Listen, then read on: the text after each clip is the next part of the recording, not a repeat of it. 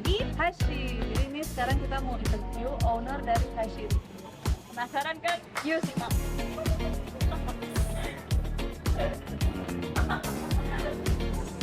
Guys, selamat siang Kak.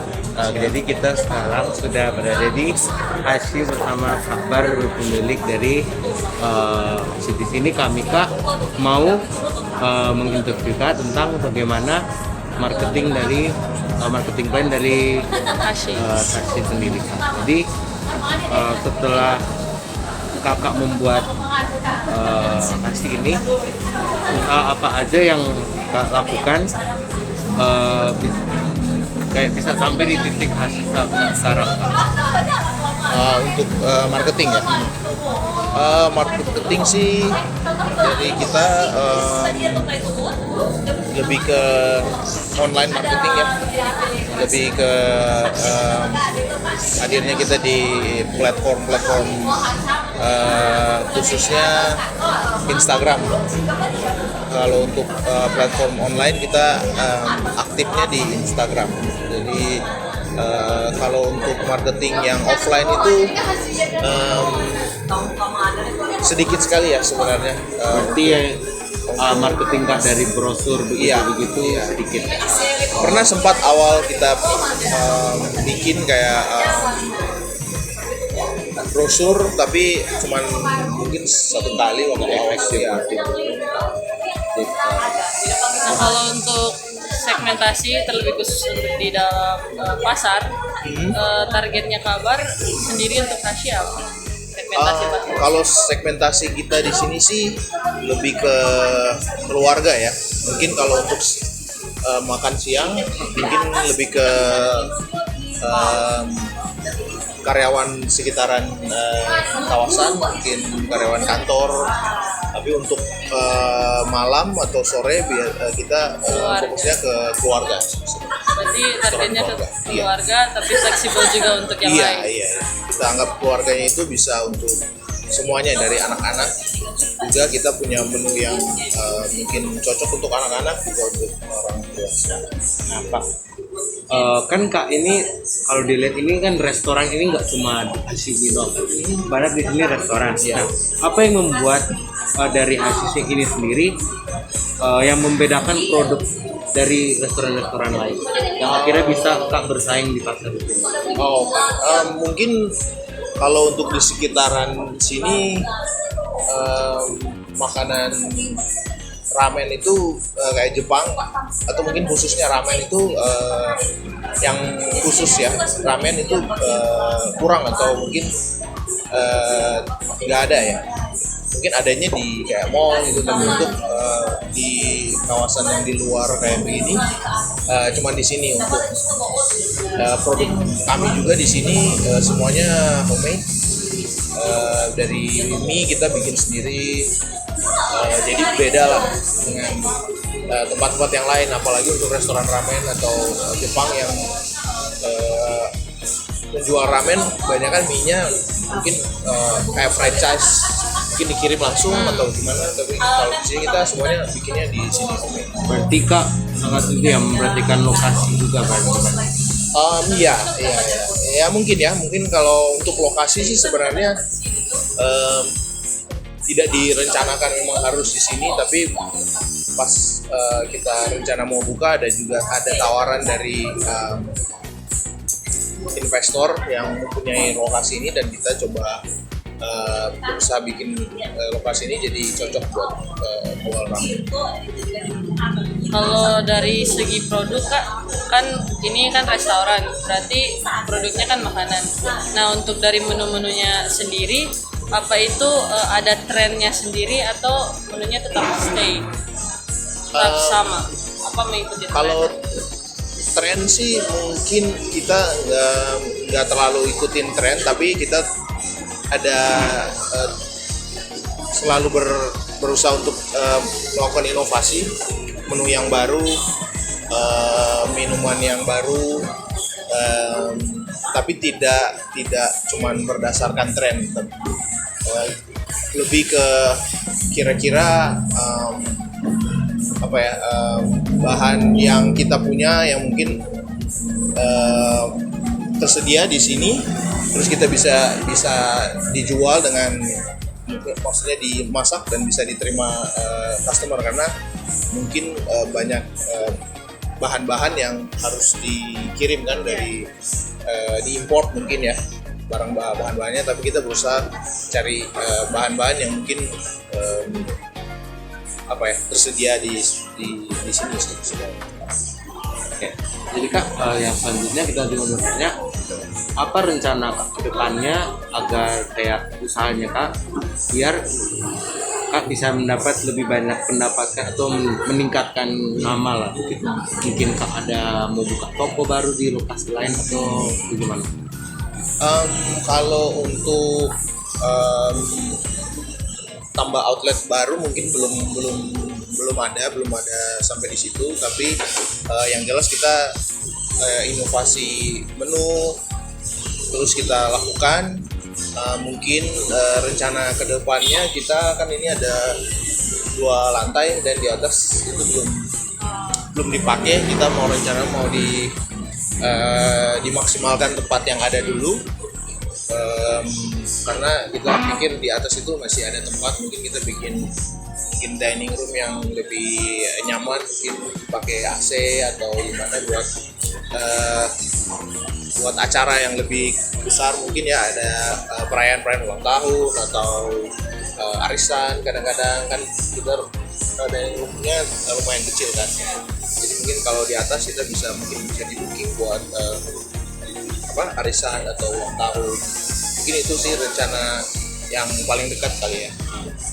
Kalau untuk cara dalam menarik pelanggan, kan ini kalau mau dilihat Hashi udah ada online, lewat online kan, lewat Instagram juga udah ada offline store-nya, offline market.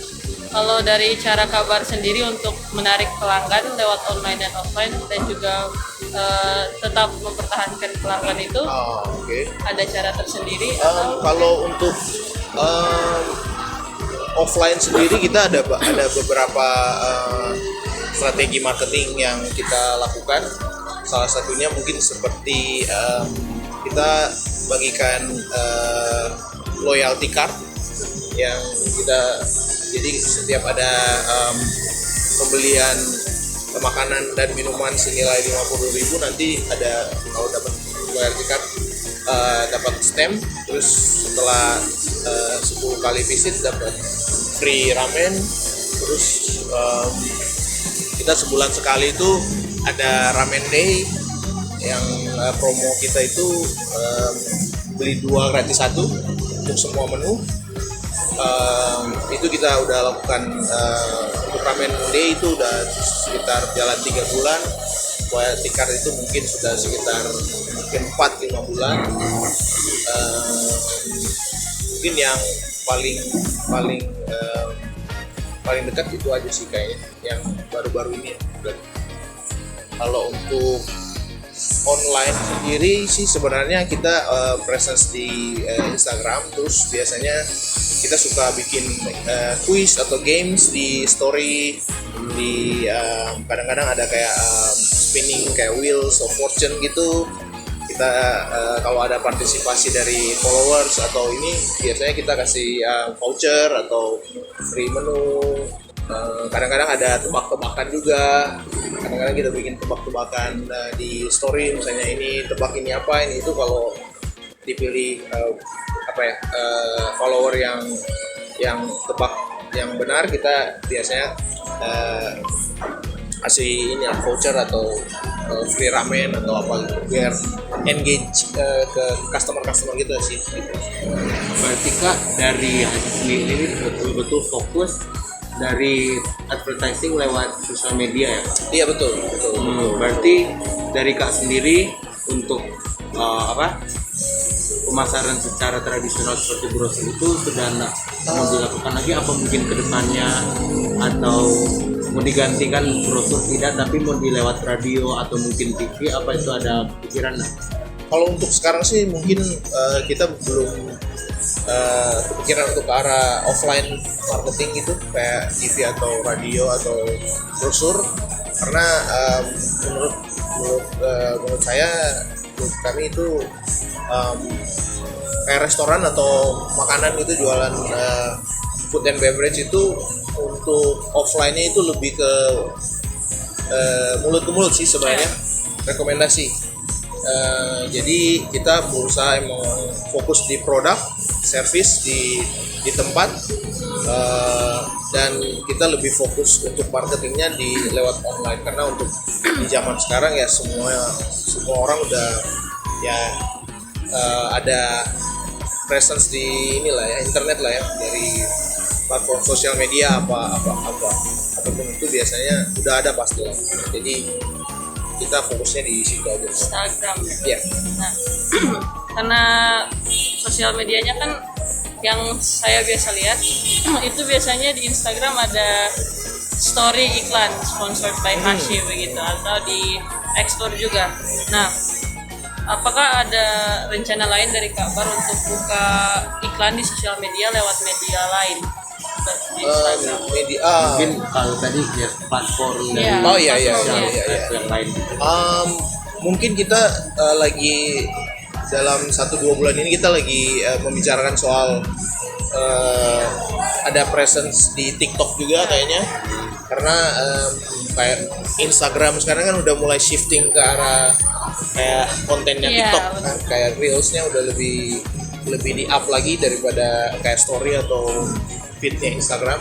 Kita lihat ya mungkin dari pasarnya juga, mungkin audiens TikToknya juga sangat besar, tapi mungkin ada sedikit agak tricky sih sebenarnya TikTok itu, karena kayak konten TikTok itu kan agak Algoritmanya. terus kita mungkin harus cari kayak talent buat inilah ya. Ya beda lah, kalau kayak mungkin ke Instagram lebih kayak video yang estetik atau apa, Iya. foto estetik. Kalau TikTok kan lebih ke receh gitu, Iya. lucu-lucuan gitu. Itu kan kayaknya challenging sebenarnya sih buat shifting sih, tapi kita udah pikirkan ke arah sana sebenarnya. Berarti sekarang main fokusnya untuk di Instagram gitu. Iya, sekarang Instagram, tapi kita rencananya buat ada presence juga di TikTok. Kalau mau dilihat-lihat kan biasanya kalau pakai jasa Instagram untuk advertising itu pasti ada cost-nya kan. Iya. Ya. Nah, kalau boleh tahu cost-nya itu kira-kira berapa, dan itu bayar per post atau per hari? Kalau cost secara angka yang pasti itu mungkin kita harus lihat dulu ke yang tanganin finance, tapi itu sebenarnya masih nggak banyak sih sebenarnya costnya, karena kita biasanya ada budget sebulan, terus biasanya dari yang handle sosial media kita biasanya dia lihat ada post yang lumayan oke, terus dia up lagi biasanya per post. Biasanya sih dia kalau misalnya ada kita post sesuatu yang ternyata ada engagementnya lumayan tinggi, maksudnya mungkin rata-ratanya lebih dari yang biasanya kita langsung boost lagi ke sponsor gitu, kayak sponsor post atau story. Berarti kalau mau dilihat-lihat dari yang kabar bilang tadi ada interaksi dari followers, berarti promosi melalui Instagram ini cukup menguntungkan bagi Hashi. Iya, sebenarnya dari segi mungkin ya cost dan dari costnya juga nggak terlalu mahal sebenarnya kan untuk bikin iklan di Instagram sebenarnya. Jadi dibandingkan mungkin kita kayak buat flyer atau apa, itu kan lumayan costly dari segi bahan-bahan kayak kertas-kertasnya segala macam, baru ada orang yang harus membagikan. Dibandingkan mungkin dari Instagram kita bisa disesuaikan dengan budget mungkin bulan itu, karena kan biasanya dari Instagram pun bisa ada pilihan-pilihannya, mau range-nya berapa banyak, misalnya di sekitar sini, atau mau lebih banyak lagi, atau maunya ya lebih fleksibel sebenarnya. Jadi kita mungkin lebih enaknya marketingnya di situ sih. Nah Kak, gue nanya nih, kan kalau kita lihat sekarang banyak brand yang untuk membangun kayak membuat lebih populer lagi, banyak brand yang bekerja sama dengan selebriti atau mungkin toko-toko publik. Untuk Iya. Hashi sendiri, apa ada rencana ke depannya atau sudah ada? Kalau kalau untuk kolaborasi dengan apa kayak influencer itu begitu kita belum ada rencana sih, soalnya lumayan untuk apa ya, budget untuk influencernya juga bukan budgetnya yang kecil ya sebenarnya. Dan menurut kita sih kayak untuk ukuran pasar di Manado itu kayaknya masih sangat kecil menurut kami sih. Jadi biasanya kalau dengan posisi kita restorannya di daerah kawasan begini, biasanya kebanyakan orang udah tahu. Kalau mungkin kita posisi apa ya, restorannya mungkin bukan di kawasan bisnis begini, mungkin kita bakalan perlu memang lebih ini lagi ya. Kalau ini untuk keberadaan Hashi sendiri harusnya kebanyakannya udah tahu sebenarnya sih. Jadi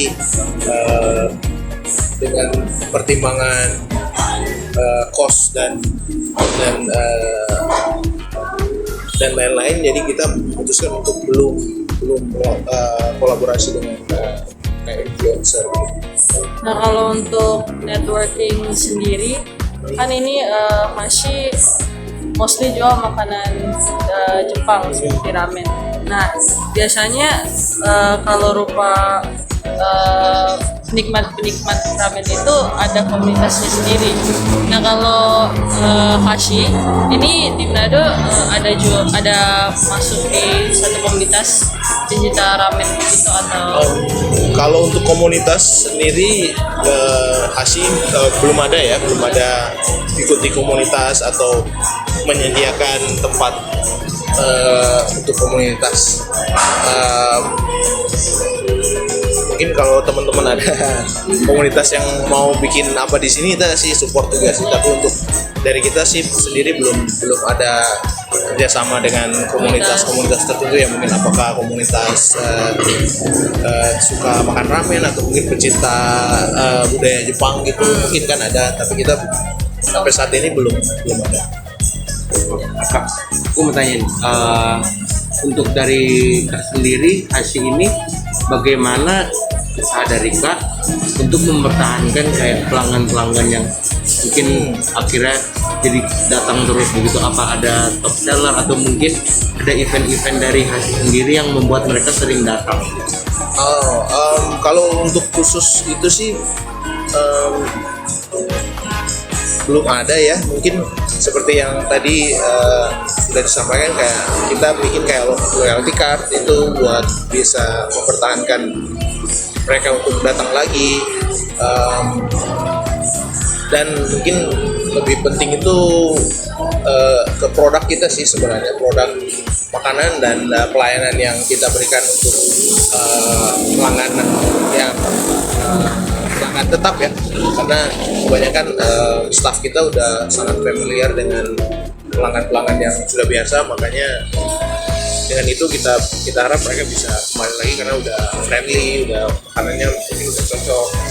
Kita lebih mempertahankan kualitas produk dan pelayanan sih sebenarnya. kalau untuk rencana untuk membuat Hashi lebih dikenal lagi di publik, apakah ada rencana dari kabar atau mungkin ada menu ciri khas dari Hashi yang bisa merepresent Hashi ke publik? Kalau menu sih kita menu khas itu mungkin seperti kalau restoran kita jual ramen, pasti ramen lah ya. Kita memang lagi bikin menu-menu yang baru juga. Kalau untuk ciri khas, kita rasa sih